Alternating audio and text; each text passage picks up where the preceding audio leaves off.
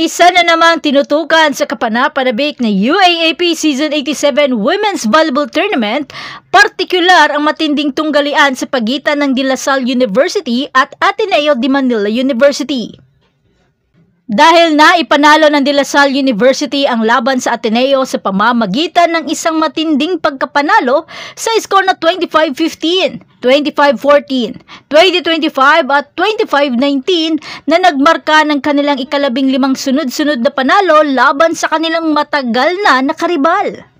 Nagbigay ito ng napakamahalagang punto sa pamamagitan ng nakakamanghang 25 points, kabilang ang 19 na malalakas na spike, 3 mahahalagang block at 3 mabibigat na service aces. Talagang kahanga-hanga ang kanyang mga performances. At hindi lamang si Lapot ang nagpakita ng husay dahil nag-ambag rin si Angel Canino ng 17 points, habang nagdagdag ng 12 points si Alia Malaluan.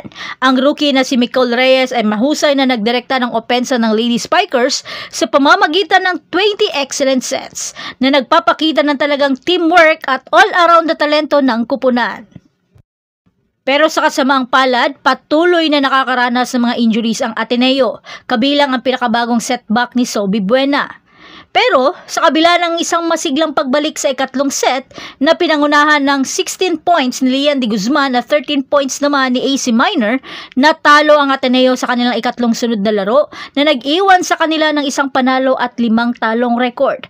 At ang isa sa pinagkaiba ay sa blockings na kapansin-pansin, kung saan nagtala ang La Salle ng 13 blocks kumpara sa 2 lamang ng Ateneo. Talagang bantay sarado at pinag-aralan ng husto ang Ateneo sa bawat taktika nito.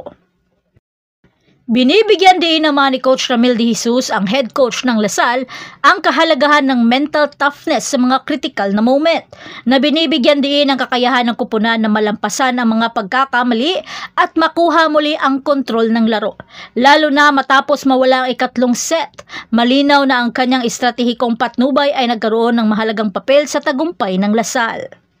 Ang ika-4 na set ay isang matinding laban. Nauna ang Ateneo, ngunit ang nakakamanghang performance ni Lapot ang nag-udyok sa pagbalik ng La Salle, na nagselyo ng kanilang panalo sa 4 na set matapos ang makapigil hiningang 2 oras at 14 na minuto. Ang panalo ito ay nagdala sa La Salle na may 4 na panalo at 2 talong record na nagpapatatag sa kanilang posisyon sa itaas na kalahati ng standings. Maghahanap sila upang ipagpatuloy ang kanilang winning streak laban sa FEU sa Sabado, samantala haharapin naman ng Ateneo ang University of the East sa kanilang huling laro sa unang round, at yan ay sa Sabado rin. At yan na ang lahat. Salamat sa panonood. Ipaalam mo naman sa amin ang iyong mga saloobin tungkol sa nakakapanabik na laban na ito sa komento sa ibaba. At huwag kalimutan mag-like, mag-subscribe at i-spike ang notification bell para sa karagdagang UAAP volleyball action.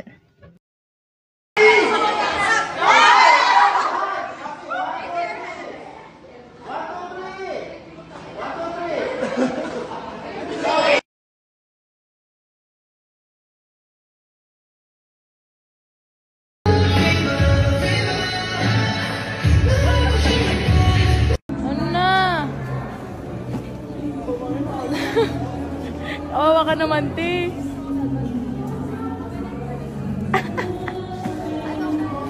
Look. Hindi pa ako tinulungan. Bibidyo-videoan mo pa ako. Bet, tignan mo ang dala ko. Sige daw. Joke lang, be.